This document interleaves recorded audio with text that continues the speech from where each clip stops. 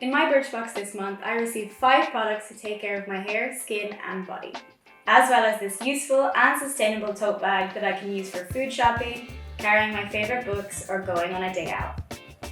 This Balance Me AHA Glow Mask is amazing for my skin. It contains glycolic, lactic and malic acid to unclog my pores, brighten my complexion and soothe any irritation. I get horrible eye bags in the winter, so I'm glad I got this Arrow Under Eye Brightening Serum in my Birchbox this month.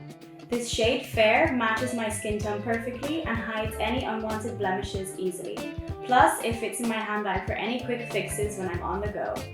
For my hair, I got this New Seed Rise and Shine Papaya Hair Mask. Not only does it smell great, but it's so creamy and nourishing that my hair feels like it's had a day in the salon. For a fresh winter clean, this month I got the Green Frog Botanic Shower Gel in my Birchbox. It cleanses, moisturizes and protects my skin all at the same time. Plus, it smells amazing.